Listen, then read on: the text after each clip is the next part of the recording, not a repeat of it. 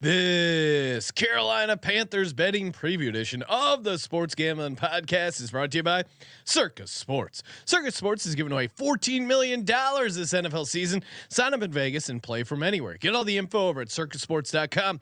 We're also brought to you by our Patreon. Score exclusive perks, content, and contests, including our NFL win totals contests with a $1,000 prize. Join today at sportsgamblingpodcast.com/Patreon. Hey, this is Derek Stevens. I'm the owner of Circa Las Vegas. You're listening to SGPN. Let it ride.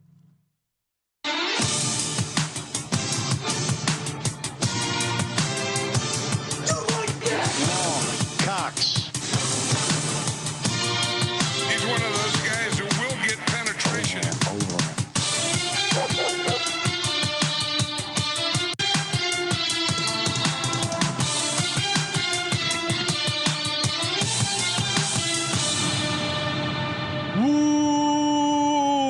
Welcome everyone to the Sports Gambling Podcast. I'm Sean, second the money green with my partner in picks, Ryan, Real Money Kramer. What's happening, Kramer? Dog. We went right for it. We went right for it. For it. Yeah, you know what, Ryan? I had a note in my little notes area to go to go down and track down one of your cat noises. And I was like, oh, this is gonna be a pain in the ass, because I keep in my head saying like, hey, make a note of that, and then we never go back and actually capture the cat noise. But that was a perfect cat noise, Ryan. Thank you for helping me get that. And the chat is lit early. And by the way, Josh is here now, so we can just say, Josh, pull a good clip of me with a cat noise here, and we can even do video where I'm like this, where it's like.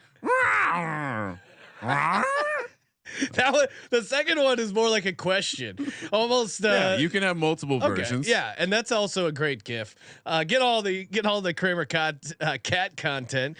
YouTube.com/Sports Gambling Podcast. We are talking cats here, aka the Carolina Panthers. 2-a-days roll on here on the Sports Gambling Podcast. This is the first Monday ride where we will have NFL football live. NFL action from beautiful Canton, Ohio, the Hall of Fame game. You know we're going to be breaking down those picks later on in the week, in addition to our bonus college football podcast, 10 NFL team previews. So much fucking NFL content. And wow.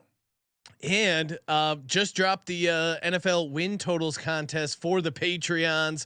SportsGamblingPodcast.com/Patreon. Get set up over there. Of course, we just had our first bonus weekly contest.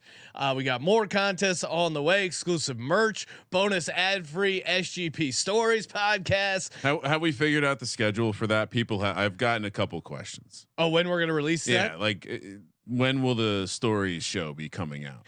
I think we started it the last weekend in August, the last weekend in July, so we have to get it out before the last weekend in July. So I don't know, maybe we figure like the 15th of every month, the 10th of every month. What works for you, Ryan? Oh, I was just thinking more day of the week so we can fit it into the crazy ass football schedule coming up. We do have an insane amount of content. Just trying to be realistic. Yeah, also going to be at the Fantasy Football Expo. So if you plan on coming out there, hit us up. Crack a couple cold ones, sponsoring the Friday night party. So a lot going on here for the NFL season. Go back, check out all our team previews. We've already got the Tag, the Giants, the Titans, the Patriots, the Raiders, the Colts, the Rams, the Commanders, the Texans, the Bucks, and the Cardinals. Kramer, chat is lit. D Bettis saying my YouTube is delayed because I look at the chat and I just saw you do your cat motion once again. And oh man, I'm sorry. It looks great on screen and great in person, Ryan. Bring up D Bettis. I know the D Bettis comment was on screen earlier, but the show opener from D Bettis feels very on brand, because the Carolina Panthers P also does stand for pussies. Another synonym for cat. Here's my. I am excited for Panthers fans who are excited. I'm excited for the analytics community who think that Bryce Young is going to be Steph Curry. And I am excited for people who love the great book and are rooting for Frank Reich. to have popular Bible studies and winning football teams in the great state of Carolina. That being said, I don't want to tease the whole episode, but I came in, the prep. I always have a little bias when I come into my prep, try not to. Negative bias was already there, was hoping to get helped out. Yeah. I don't know if the words I read helped me out. Well, or the things I listened to. I mean, you also have to be somewhat realistic here. I mean, first off, you're starting a top 5 quarterback that you just drafted. Now, I was looking at the Cleve T analytics, and he was saying he couldn't find a win total this high, 7.5 ever for a top 5 the quarterback NBA hadn't seen Steph Curry until he showed up. Of course, they just announced this. We're relatively new into the 17 game sample, so true. you could factor that in. I mean, to me, well, let's tout last year first. Sure. Oh yeah, we haven't even gotten into the 2022 Panthers. Well, because it's forgettable. Very, very weird season. Their win total was set at 6.5. They went 7-10, 9-8 ATS. They did hit the over. I had them going 7-10. You're welcome. Nice job. Cash that. Kramer had them going 6-11. Obviously didn't hit the under that you were on there. Felt like I was robbed. I felt like we had a decent handle. Well, I'll tell you who was robbed. I mean, that game where DJ Moore took off his helmet and they lost that game. That was a bullshit game. DVOA was 28th, offensive DVOA 27th, defensive or DVOA 25th. Estimated wins was 6.5. Pythag wins 7.7. You kind of got to break it apart though. Because there was really 2 different seasons. There was the Matt Rhule 1-5 start, which, and then by the way, Ka-ching cashed that. Yeah, gave out first coach to be fired. Matt Rhule 4-1, which I felt like that was a less popular take to start the year. I know he was obviously a favorite. Yeah, but that was nice, and it's almost excusable if you were to talk to a TMZ fan and ask them who started the first 6 games for the Carolina Panthers last year. How many average people on the street of Los Angeles could answer that question? One, started the first 6 games for the Carolina Panthers last year. I would say 60% wouldn't know the Carolina Panthers are a football team. Oh, nice. That's good. This is a good family feud. I think we're coming up with a fun game show for the future of SGPN. Yeah. So I would say Baker Mayfield went 1-5 for this team to start the year. Who can forget? Who can forget? And by the way, one of those 5 losses was our survivor pick week 1. They had some. You look at the big picture. They had some bad breaks, a la week 1, where Cade York, a rookie kicker, hits a 58-yard field goal to win the game. Beautiful. The DJ Moore taking off his helmet to lose the game. Like it felt like they had some bad breaks, but then it's weird because the team, they brought in Jonathan Wilkes, interim head coach. The team seemed to rally around that, around Wilkes, and they kind of played a different style of football where it was like tough nose defense. They got the most out of PJ Walker. They really were like kind of hanging on by a thread. They were running the ball. They were like an old school team. I mean, they started winning some games, and they had a chance to win the NFC South. Sam Darnold and PJ Walker. Yeah, Darnold as well. Which, by the way, he confirmed, Sean. I went and looked at some notes overnight. Darnold looking very good tonight. Darnold's dealing. So I mean, look, it's a weird team, and they were fueled by their offensive line and rushing attack. Deontay Foreman looked exceptional last year. Chuba Hubbard, who was the coach's wife pet, after Matt Rhule gets fired, he's still playing well. So who knew?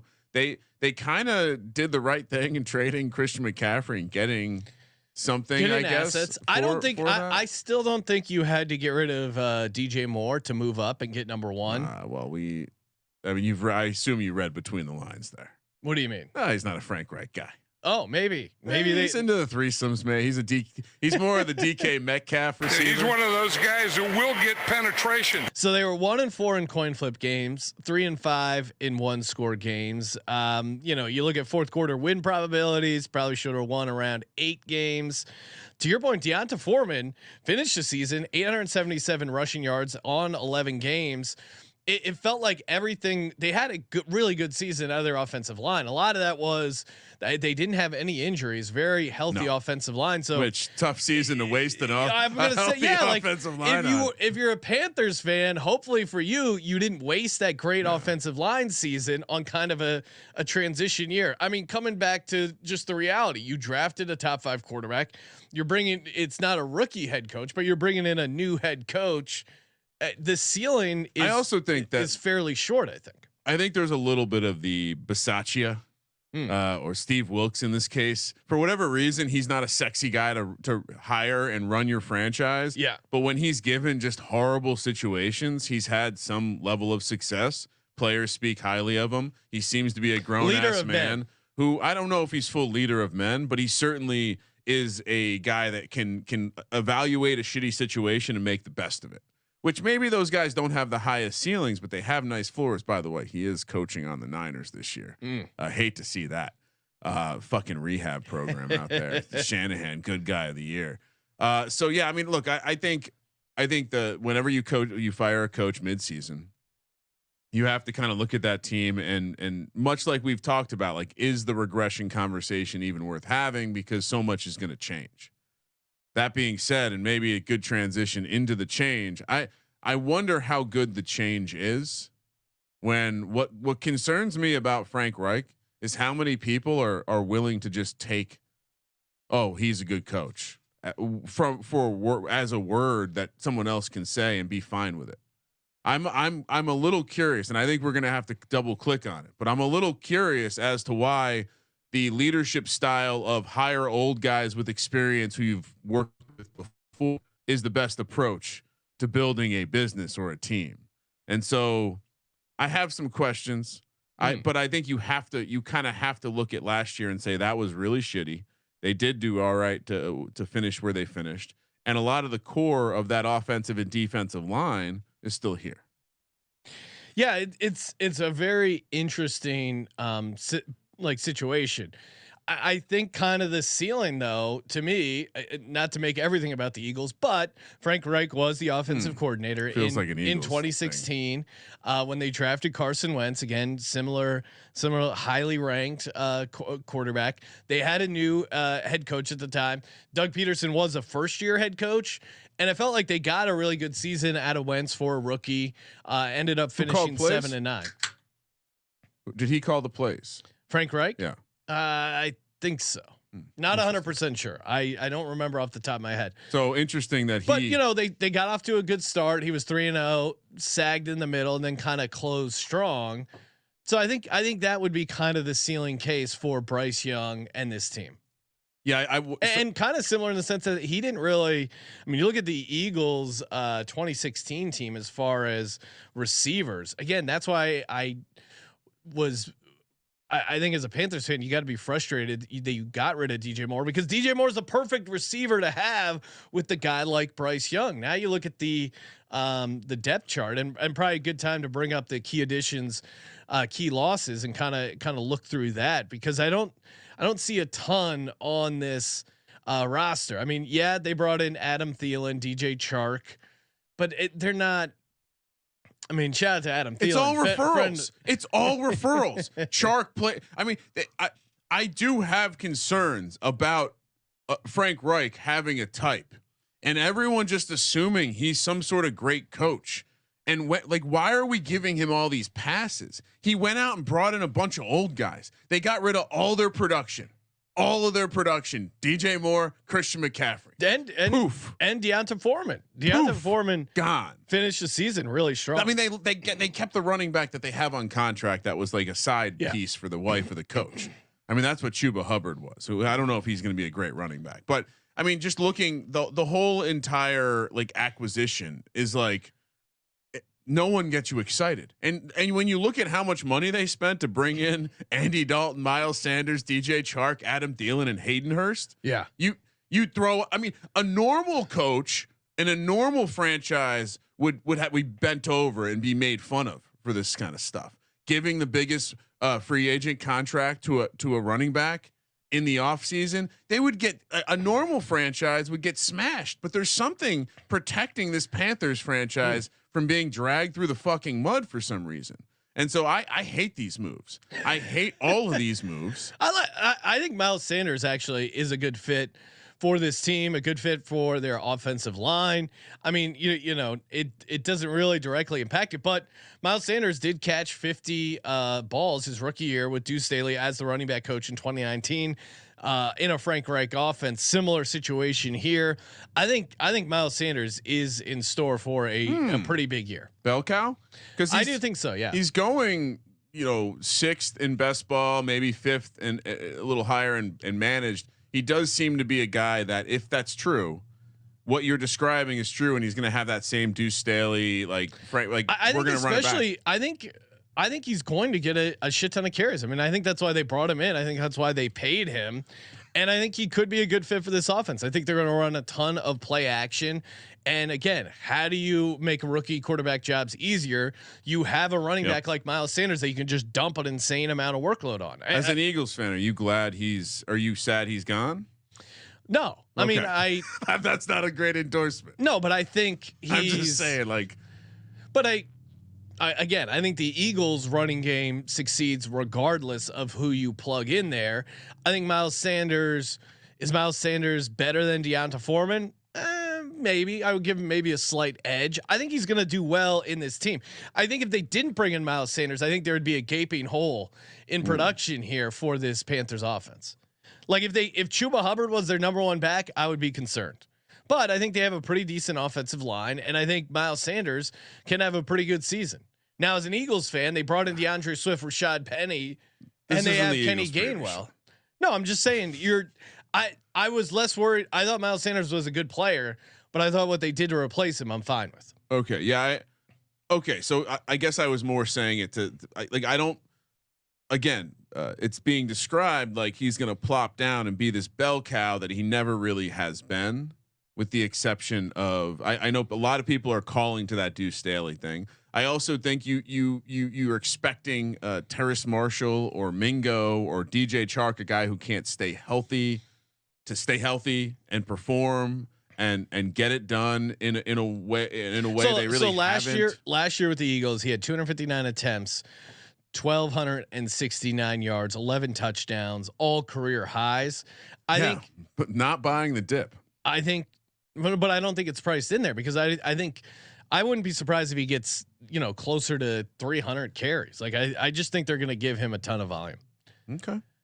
Maybe they don't. Maybe they are really going to do a running back by committee, but it just doesn't make sense. Why would you pay him that money if you're not going to have him come in here and really go to work? So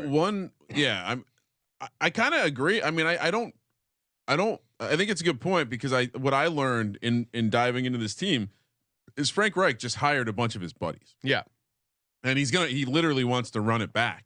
And I don't know, like, again, what are we running back? Are we chasing the Eagles' success? Because what success did he have in Indy?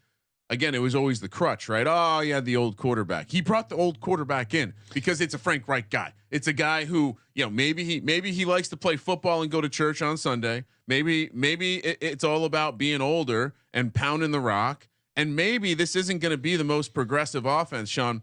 I heard something very interesting from a number of the Carolina Panthers beat reporters, and I wonder if this is a way to find out which ones are just on the lam for the team and which ones are actually reporting. But a lot of people said this quote: over 200 years of coaching experience, the exact quote on this staff, and with over 75 years of playing experience. Wow. Leaning into that Dan Campbell, players make the best coaches, and old guys make the best coaches. I would say if you're looking at a team like the Panthers and their coaching staff, or a team like the Cardinals and their coaching staff with the exact opposite, I would rather have the Panthers. Now, I don't think experience necessarily correlates exactly with success. We've seen Ron Rivera. We've seen Jeff Fisher. There are guys who stay in the league for a long time because they know the right guys. They know how the game's played. I don't think it's correlated. But if I had to choose between having the youngest staff in NFL history and having the most experience, I would take the experience. Did you know Frank Reich was the first ever quarterback for the Carolina Panthers? No, I didn't know that.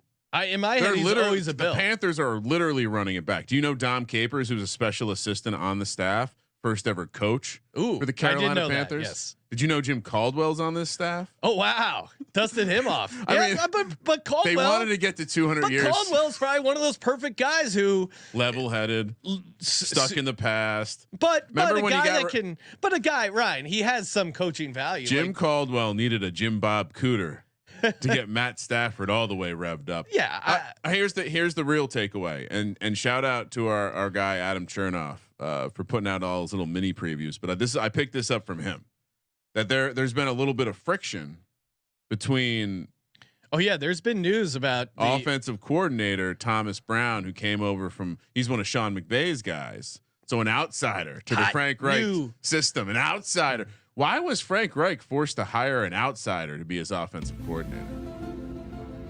I don't know. Is ownership meddling? That is weird that there was already reports of friction between the offensive coordinator and the head coach. They haven't even played a game yet. Well, who's calling plays? That's why I asked you earlier if Frank Reich was the play caller.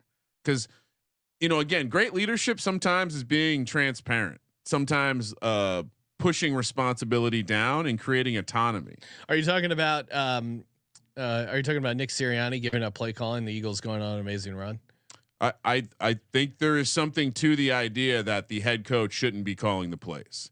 I think Brian Dable making the decision to allow Mike Kafka to call the plays allowed that offense like that. That's a positive. So Frank Reich's calling the plays. Yes, he's not letting him call the plays. But quote, he plans on passing down the play calling duties, quote, at some point. What? Come on, Sean. If this was a team, this is an interesting one because I think if this was a team that you typically look through a lens of hatred, you would be leaning into so many of these points as reasons to fade this team. Oh, I'm not high on them. Okay.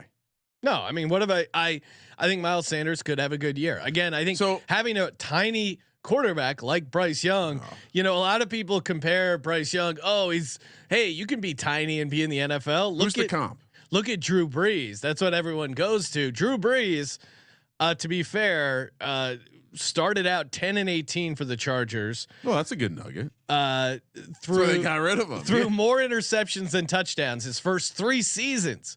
That was back in the day when teams had patience. Could you imagine Bryce Young 3 seasons where he throws more interceptions than touchdowns in 10 and 18? Is he still starting? But do you remember that he had that shoulder thing when Nick Saban and the Dolphins passed on Drew Brees?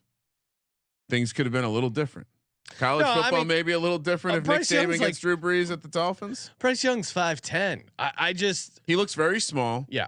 You can say all the nice things about him. Training camp, OTAs, he's going to look good because there's a lot of non-pads. So 17-game season's a long. And he's wearing season. red. They have a good offensive line. The concern is the reason that quarterbacks generally need to be big is because you do get hit. It's not a matter of if, it's when, and it's can you take the repeated shots. And when we see big ass fucking grown men, not be able to handle it. Like I'll use Jalen Hurts because Jalen Hurts is a good example of someone who's put together and squat 600 pounds. He's smaller for a quarterback. The barbell's bending. He's smaller for a quarterback, but he's very put together. And he has had situations where it's like, bang, you get hit in the shoulder, and there's not much you can do about it. Now, I couldn't imagine if a little twerp. When I watch Bryce Young, I know he's a great player and he's got a great mind, but he looks like a little twerp. And it's probably got to annoy the shit out of defenses. Oh, what do we have here? Oh wow, Josh is pulling up. Producer Josh pulling up some images of Bryce Young. Oh, how small he is! I mean, he just looks tiny. Oh. That's a tiny man. It's not quite Deuce Vaughn, but it's clearly a guy at 5'10". You have to get creative with how you're going to how he's going to have sight lines. Like there's just a lot.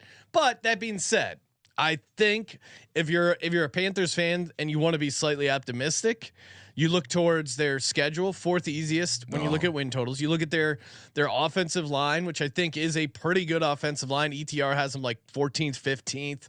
And I think their defense has some playmakers. Now we'll see if maybe some of that was Wilkes getting the most out of them, but I think that's how you talk yourself into it. To me, And Ryan, Frank Reich has as a coach has been notoriously bad at starting slow. You know, we talk about the Colts, how bad they are week 1. Was it 2014? Under Frank Reich, they were 0-4-1. Of course, got that tie against the Houston Texans. Those bastards. Felt like a loss. But even dragging into week 2, the last 5 years, first 2 weeks, Frank Reich was 3-7. So maybe they get off to a slow start. Maybe, and that's with a veteran quarterback. Yeah, he's had a veteran quarterback every time.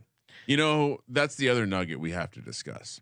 It again, the mainstream media seems to be keeping it hush hush.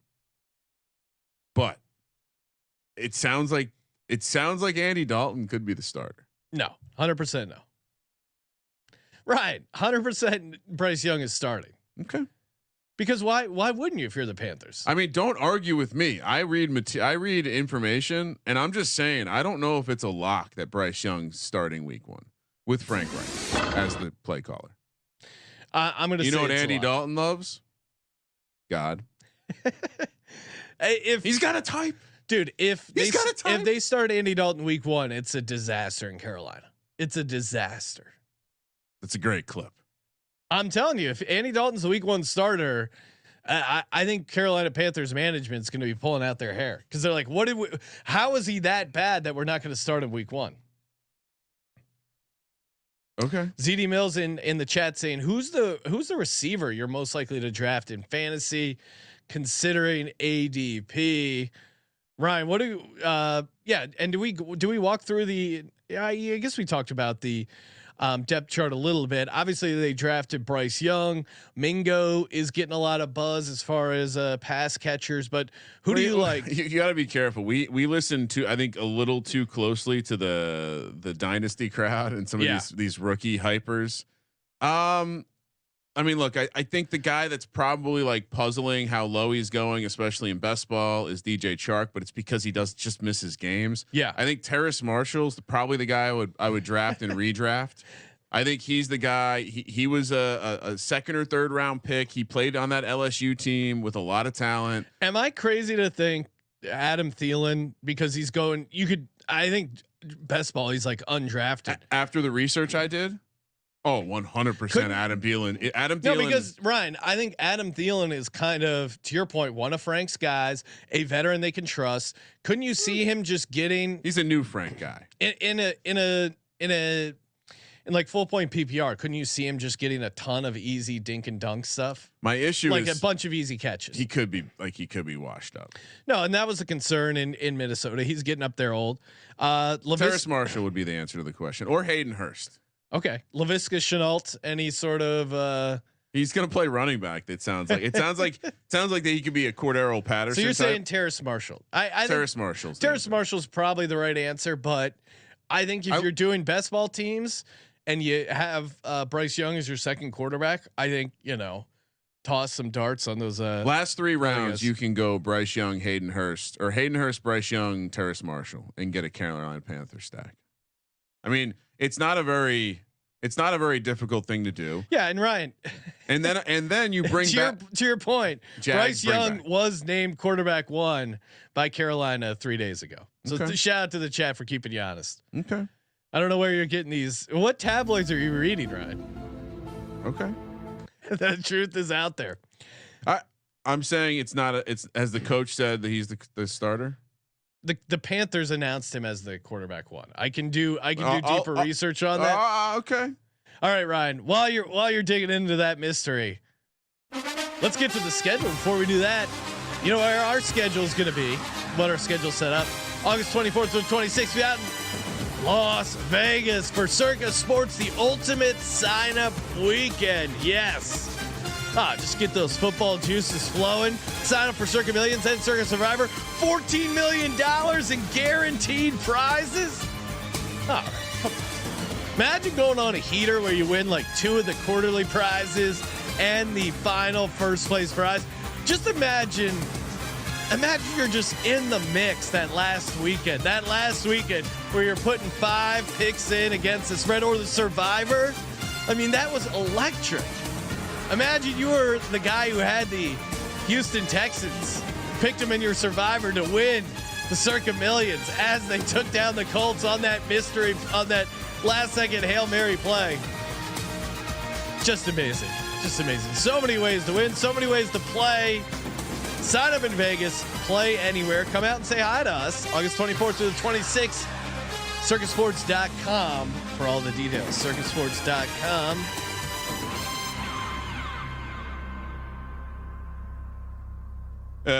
It seems like they've put him at top of the depth chart. I can't find anything that says that he's the week 1 starter. Okay. I can find something that says. But what would you set the price at now that they went out of their way to name him the number 1? The longer quote is it was always the plan to put him on with the first team by the end of OTAs. But Kramer, just visually, like from an organizational standpoint, if you make him first on the depth chart, then bench him for week 1, that's signaling disaster. Yeah. I don't think they would do that. Okay. But let's get to the schedule. I think I alluded to the win total, but yeah, win total sitting at 7.5. Make playoffs plus 210. Don't want any part of that. Miss playoffs minus 205. Division plus 400. Conference 40-1. Super Bowl 70-1.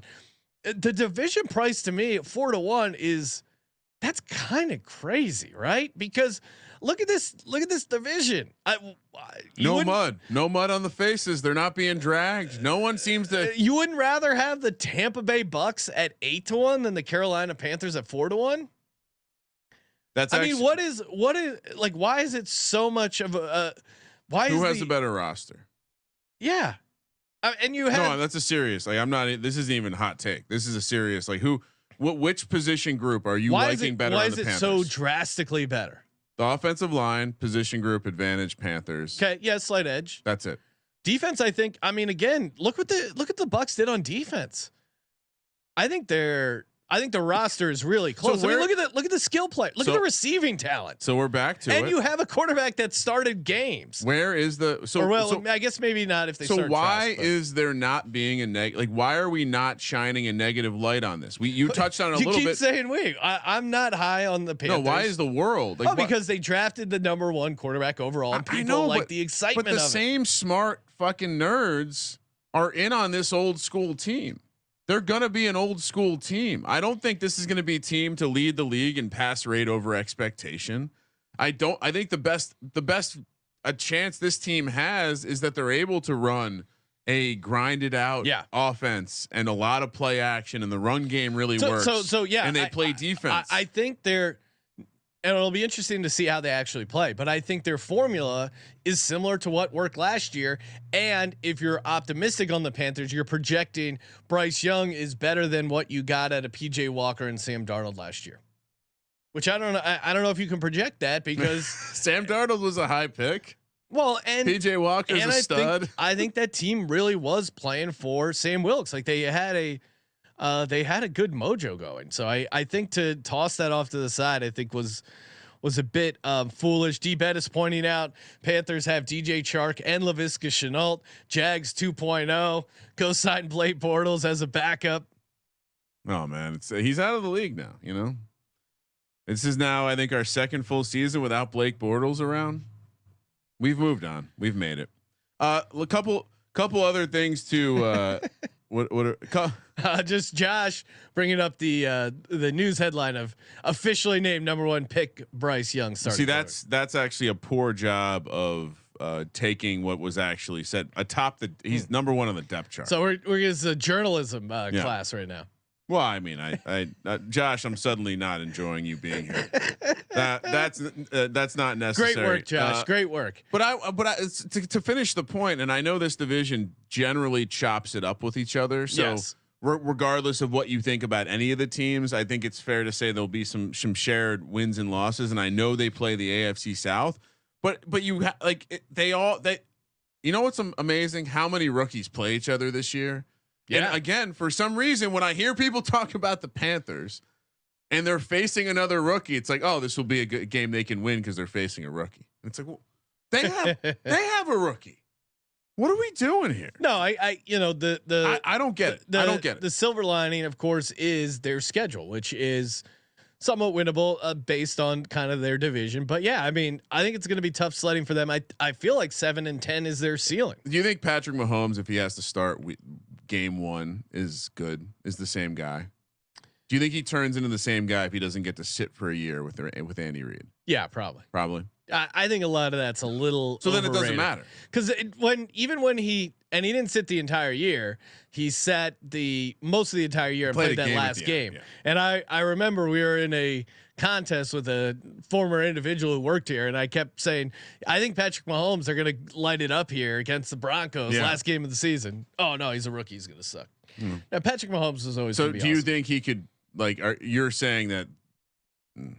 I just don't see how. I don't think Bryce Young is Patrick Mahomes. I don't think Frank Reich is Andy Reid. He's Steph Curry, dude. All right, let's talk schedule, Kramer. So week 1 at Falcons. Ooh, tough way to start the season. They did split with the Falcons last year. Week 2 should have been 2-0. Could have been. Then they have Monday. Why is this Monday Night Football? Week 2, Saints, Panthers. You want to get a look at the number 1 pick? It's fun. This excites you? Yeah, I want to see a division game with the number 1 pick overall. Yeah, that's fun. Okay, it probably wouldn't be my first choice. But yeah, Saints. Why not make the Falcons? That's the marquee matchup. It's a division game. Watch. At Seahawks, and then which, by the way, the GM for the Panthers, who has a hilarious Fitterer. There's 2 ers at the end of his name. He came from Seattle, so little GM revenge spot here. It just means more. And then Vikings at home. The long turf, could it be trouble for the Vikings? In this spot? You're playing 2 dome teams on that Carolina grass. Always favors the Panthers there. I think at Seattle, brutal spot for them for this type of team. And if I'm honestly, every other team that we're going to be talking about, I'm going to be like, well, early Bryce Young, this is the time to get him. Yeah, and again, we just pointed out how bad Frank Reich struggles in openers. Rookie quarterback on the road in a division game, that's a tough out. I mean, the Vikings. Do they get a win? Because what I'm back and forth between 1-3 and 0-4. Can I say that we might be sneaking our way into a fun last team to get a win? Everyone's high on this guy. Everyone's high on this team. I read all these quotes about how this is it's going to be a long process. I feel like he's setting expectations down, and I don't know why the market's not following. Yeah, I mean, if we talk about Panthers' second year, like let's say he does go 7-10 and closes strong late, Bryce Young, and being tiny doesn't hurt you in the NFL, then maybe we could talk about them making a leap in the second year. It's too bad Bryce Young and Deuce Vaughn aren't on the same team, so we could have. I remember when the Giants put Jared Lorenzen, rest in peace, and Brandon Jacobs in the same backfield. They talked about how it was like the 500-pound. They could have the smallest backfield of all time with Deuce Vaughn and Bryce Young. Yeah, that would be great. I think I'm gonna let just for the sake. Maybe they squeak one out, but give me 0-4. Yeah, I mean, back-to-back division games. That's tough. And even more smoke for me on the CJ Stroud. I'll go 1-3. CJ Stroud Rookie of the Year is like the more that I've looked into these teams, the system that he's going to be walking into compared to Bryce Young, I think will be beneficial. All right. Then they come out of that stretch and they have at Lions, at Dolphins, bye week, Texans, Colts, both at home. 2 games, both very winnable games. 2 games they will be favored in. Honestly, I meant to bring it up when we got week 2 versus the Saints. The fact that they're the favorites right now is very interesting. Yeah, that's a game you might want to get on now. This stretch right here. I mean, even if the Lions aren't who we think they are, this is going to be a very difficult matchup for the Panthers. And then they go down to Miami early enough. Miami, to be hot. tough spot. And I think I just think they're a little outclassed there against. Are the they winless into the bye here? I mean, I have them winning 1 game, but I couldn't tell you which one it is for sure. I just feel like they're not going to be complete goose eggs. But Ryan, they might be interesting when we talk best bets here at the end. They might be an interesting last winless team. That's what I just said. I think I'm in on that. I think I've just done that. I do like them after the bye though. Texans and Colts at home. It's a kitchen sink game for Frank Reich against the Colts. I think. Yeah. Non-conference road game for the Texans. That's a good spot for the Panthers. Are you reading about Will Anderson? I'm gonna go 2-2. Could be the second coming of Lawrence Taylor. Come on, Ryan. That was a joke. You? How dare relax. you? Obviously, I'm joking, but he is looking very. I'm gonna go 2-2. 2-2. Yep. Very high, or 1-3 for me. 1-3. All right.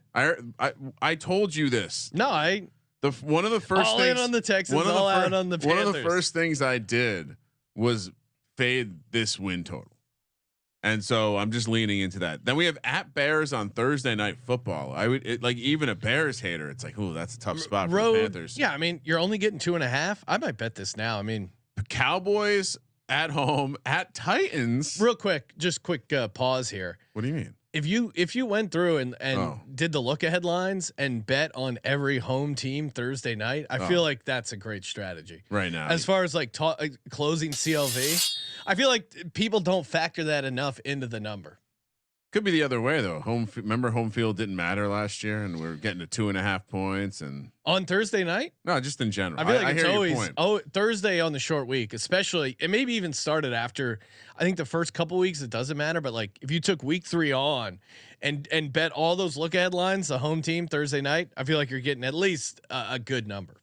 Yeah, I would probably put one filter on it and say when the spread is between 3. Like that. That's probably where it. Yeah, the big ones. I don't know. I'm unfiltered, raw, unfiltered. All right, so I'm 1 and 7. I'm 1 and 7. You're 1 and 7. I'm 3 and 5. So I say they get their first win week 9. Oh, okay, that's embarrassing. That could be a winner though. All right. So at Bears Thursday night, Sean says bet it. Cowboys at home at Titans, and then at Buccaneers, another back-to-back road spot versus what the world might see as trashy teams. And that's part of a 3 game road streak as well. I have that noted down. I want to go 0-4, but that would imply the Cowboys winning. Ryan, I'm really torn here. I'm going to go 1-3.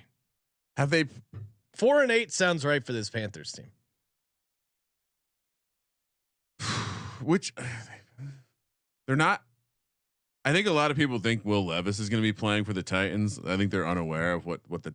Come on, Sean. Oh man, I was watching the. If you haven't listened to the Titans camp, you want to see Ryan or hear Ryan and I just be rock hard about a team.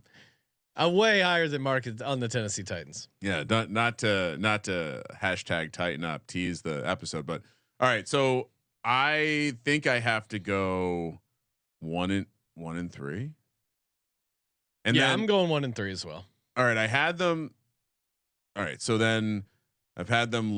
They're 0-3 in the division for me as well. But then at Saints, I think they have to split with the Saints. Falcons at home, winnable. Hate week. They always split with the Falcons. Winnable. Packers at home. I don't know what to think there. At Jags, and then Bucks at home. Very favorable schedule down the stretch here. I don't know if the Bucks are playing for much either. This could be where Bryce starts to look good, like you mentioned, and we're excited about next year. Yeah, Packers game is going to be a random tough one. I do think, but I think they get all their division games here. I think they get 3 division games, and then maybe they lose. So maybe we go 3-2 here. Yeah, I mean, either way, I'm still in the under. I'm gonna say 2-3. 6-11 feels perfect for this Panthers team. You could go 3-2. You're still. I mean, I'm still in the under. What did I go 3-2? What did I get? 3-2. You got them at 5-12. So we both like the under 7.5 wins. And what is the latest on the juice? Yeah, you're getting a better number on the juice as well. Make playoffs, obviously want no part of. Are you getting down on missed playoffs at -205? I'm not usually a guy who gets down on that kind of stuff. The one positive I do like is Miles Sanders' most rushing yards, 30-1. I do think most rushing yards in the league. Yeah, I do think he's got a shot for that because I think it's going to be a volume play. So you said missed playoffs is -200. Yeah. How many wins you think you gotta like? What's that's about the same as an 8.5. So what do you like better, under 8.5 or? Yeah. I guess if they're, because that's what 9 wins. You could get in the NFC. Honestly, this isn't a team where I was dying to do a bunch of stuff. I do. Last winless team, Ryan. You had been talking about that. Do you like it for the Panthers 17-1? Yeah. After we walk through the schedule. Yeah, I do too. Put that down. That's a tough. Their schedule overall isn't that bad, but it's tough early. Because you nailed it, and the Frank Reich starting slow. Layering on the Frank Reich thing, not really like reading between the lines. Everything they're saying is very much like not a 1-year rebuild, and like frankly, I don't know what if this team is going to be ready to go. Like the offense has a lot of young players. Yeah. A lot of young players, a lot of new players. Like, where's the continuity on what? So they had a nice little run towards the end of last season, but all the players and coaching staff and scheme and system that was involved in that's all gone. You hear it so often that like the Giants are going through this right now. Wow, having a full off season in the system makes a huge difference. Yeah, I'm sure the Eagles had a similar thing with. Why did they make such a jump from year 1 to year 2? It was the same coaches, same quarterback, same, you have stuff you can build on. And then you sprinkle in like the younger players miss out on some of that stuff. I don't know if it's the best. And I certainly don't understand why the smart community that watches football and bets on football. I think they're like, I don't understand how this win total hasn't gone down. I don't understand why it's not being bet down at all. I mean, what did you say the juice was? I think it's like so it's people are the juice is slanted to the over. Yeah. So meaning people are betting the over, or at least they expect the money to come in over. Maybe it's just excitement over rookies. Maybe we're in the box and Frank Reich is this uber popular coach for people who bet. But even then he wasn't an ATS god. I think I just don't understand it. All right. So bets other than what we've already discussed. Ryan, what about them to finish last in the division plus 255? Is that enough value? Because I'm slightly higher on the Bucks. Obviously, I think the Saints can get over them. You like the Falcons, although I guess that's for me. That's where you get screwed. Is that the Falcons are actually worse than the Panthers, which I think is a possibility. But how can you even say that? It's second year in the system. They brought in a bunch of players to fill the gaps that they identified. No, I think Desmond Ridder sucks. Is how is how that pays off. I'm trying to talk out of my head. If fourth place at plus 255 is worth getting down on. Yeah, I think I mean, I maybe you play a superfecta, but I think certainly creatively finding ways to get the Panthers in the bottom section. I mean, things could go really. The ceiling isn't that high. I guess that's the take, right? The ceiling doesn't feel very high. That's what I'm saying. I feel like their ceiling is maybe 8 and 9. Even that feels like a stretch, especially with that early. Their ceiling is 9 and 8, squeak into the playoffs, and we're all praising how good Bryce Young's going to be. And it comes on the back of like you said, a late season, like maybe 4-1 stretch to get him in the playoffs. Like that's what we end up seeing because the rest of the division falls down a little bit. But there's also a lot of versions of this that go really horribly. There's versions of this where we are seeing Andy Dalton. There's versions where they have a couple offensive line injuries this year because they had none last year. And there's versions of this where they can't hold up on the back end of the defense and their pass defense is absolutely atrocious like it was last year. Yeah, quarterbacks drafted. There's just way more scenarios where they don't win 8 games. It's really that simple.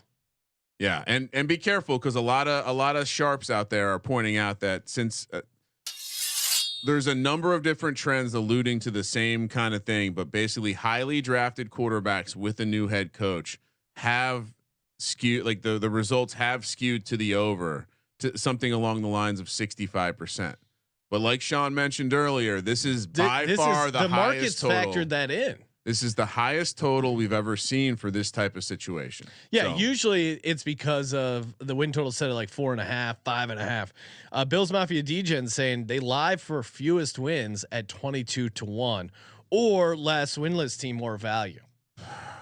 I'm gonna say I think they could close. I like since the price is somewhat close. It sounds like you're with me. Last winless at 17-1 feels like a little bit better. 100%. And then Miles Sanders most rush yards because I think there's a version where he gets to there. But other than that, like I'm not. What excited. about fewest points? Fewest points. What's that at?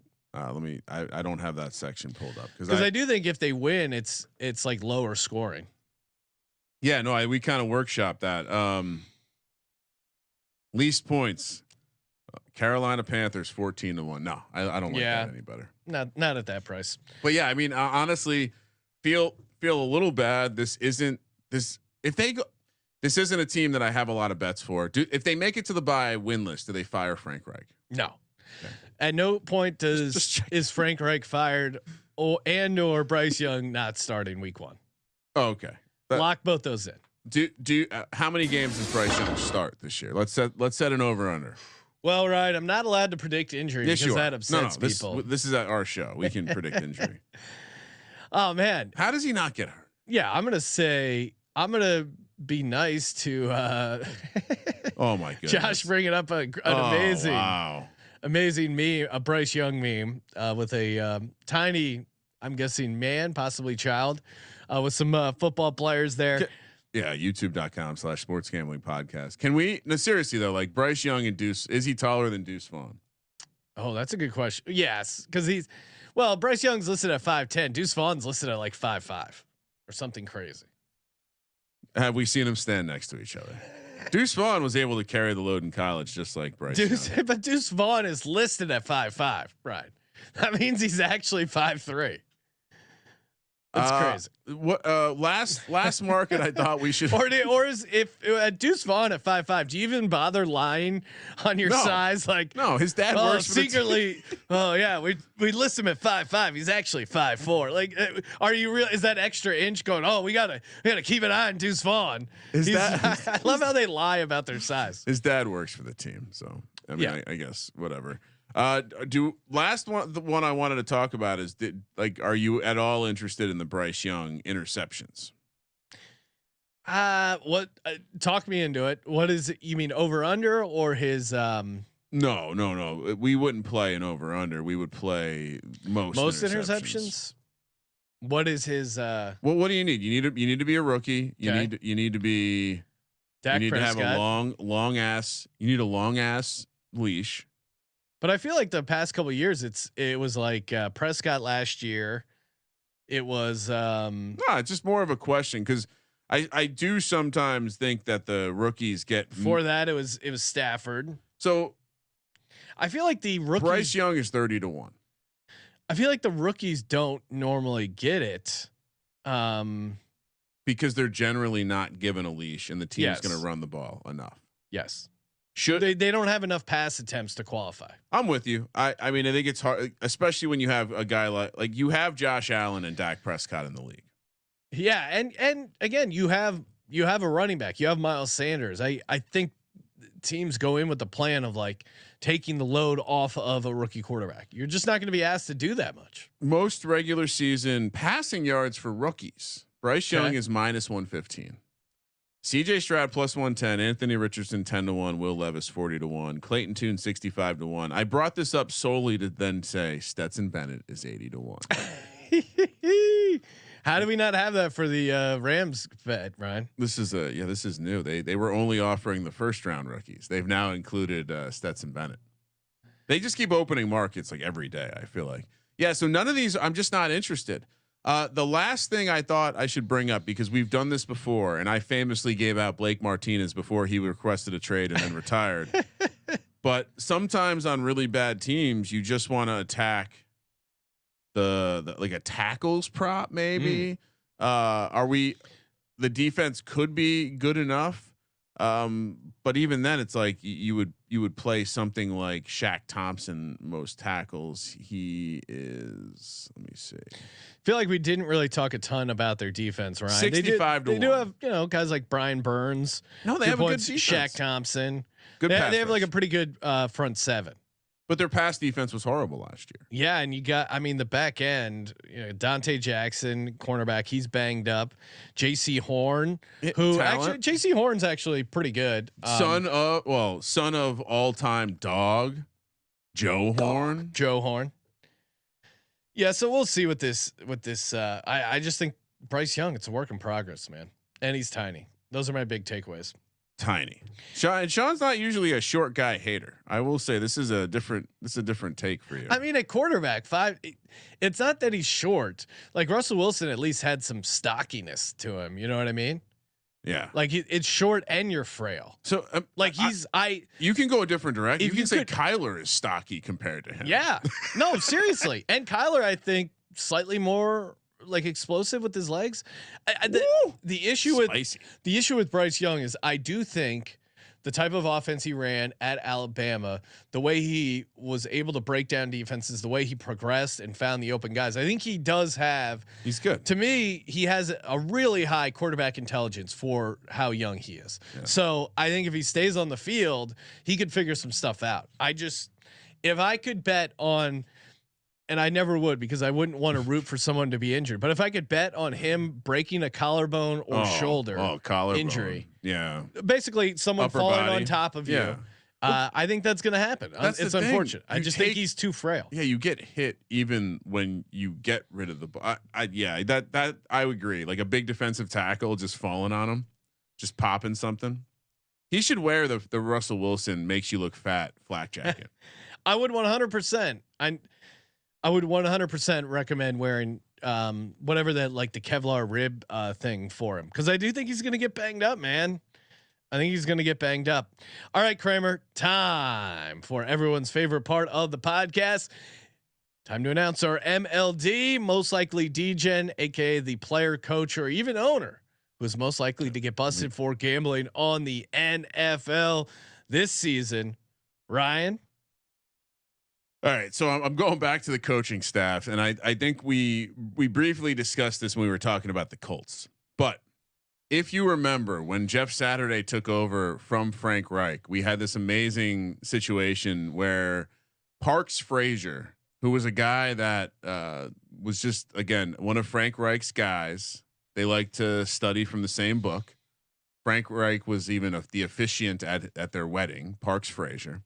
Well, he went on to call plays. Remember, we made fun of it. We said this kid, he's born in 91. This young person, he's never called plays before. This is going to be a disaster, and it was a disaster. Remember that? Yes. So now he's on the staff. Oh wow, in Carolina. Yeah, I miss that. Yeah, and I was like, oh, what better? It just kind of noted it down, and then I was doing my normal research where I scanned through Wikipedia and a bunch of other places about these people just to find out nuggets because you never know what you might find. And then I find that quote. In the personal section, which by the way, first it says Frazier is married to Caroline Can, a former reporter for the Colts website. The couple were wed by Frank Reich. That's nugget one. Now, you know what nugget number two is?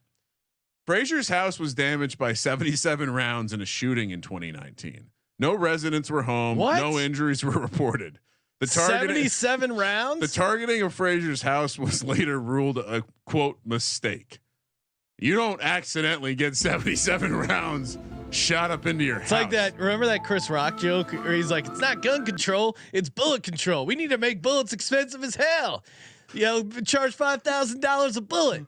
Then when someone gets shot up, they're like, "Oh man, they put $100,000 into that guy. He must have done something wrong."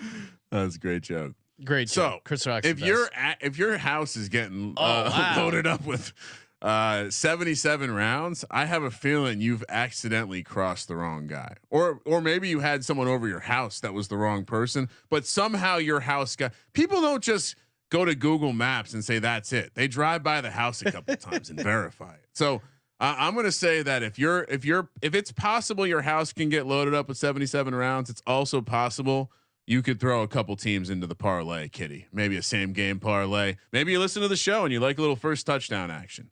Parks Frazier, you are my most likely to be a DGen. Oh, love it. Love it. Ryan, my most likely DGen, my MLD goes to Deuce Staley. That's right. Oh, I know. And first off, if Josh can, I don't know if he can track it down in time. I didn't think of this until after. But that scene last year in Hard Knocks where he's yelling at everyone and he has no voice, that's a voice that's gone hoarse probably from yelling at a screen in a gambling situation. Also, his name is Deuce. How do you lose your voice, Ryan, as an adult? It's from yelling at a TV when you have a ton of money on a game or horse. Or a horse. Yeah, Deuce at the track. I mean, come on. You could totally see it. You could see him riding. It was that so pony. great. Him completely losing his voice, completely hoarse, and still be like, yes. Oh, awesome. Because I don't like it. He wasn't attacking. He wasn't catching the ball. He wasn't hitting the hole. What the? That's not what the we talk about. That's not what the we about. My man. So great. Awesome work by the production team pulling that up short notice. But man, Ryan, I mean, does that not sound like a gambler? How many times have you been hoarse and you're still yelling at the screen? Deuce. And last note, that feeling where your throat is physically sore, because you're out in Vegas, because it's dry. Yeah. You've been having a cocktail. He's got Vegas voice right there. There might be some cigarettes involved. Who knows? And then you still just, and that's why the smoothie works. By the way, Ryan. And last little note. His son Damani plays linebacker for the South Carolina Gamecocks. That's why he took the job. If you have a son that's in SEC college football, bags are getting dropped. You're around some shady things. Some money's getting moved, Ryan. Yeah, it's why he left the Lions. Oh, really? Okay. Well, there you go. So, how much is Deuce Staley worth to a team? So addition by subtraction. Addition by subtraction. All right. Recapping the bets. We're both on the under 7.5. Last winless team we both like 17-1. I'm sprinkling on Miles Sanders most rushing yards 30-1. Just a reminder: CJ Stroud at plus 850 for rookie of the year. Oh, while we're talking about the rookies, I just think again he's playing in the Shanahan offense. Like that to me, positions you for success. I got them going 6-11. You got them going 5-12. MLD Kramer killed it with Parks Frazier, Deuce Staley as well for most likely DGen. Hey guys, we're going to be back tonight. YouTube.com/Sports Gambling Podcast live 8:30 Pacific, talking Green Bay Packers. Sean, when we're done, we need to make sure we put out the most likely DGen thread to piss off the internet. Oh, yes. Predict, because they hate predicting injury, and you know how much they'll be predicting gambling, predicting suspension to gambling. So like we need to be explicit. Like Sports Gambling Podcast predicts these people. We'll send out a press release. That'll be great. SportsGamblingPodcast.com/Patreon. Get in on our NFL wins total contest. Super fun. $1,000 up for grabs for patrons in the Patreon. Thank you for participating in the Sports Gambling Podcast. For the Sports Gambling Podcast, I'm Sean, second the money green. He's Ryan. Oh, I'm very excited. Kramer, let it ride.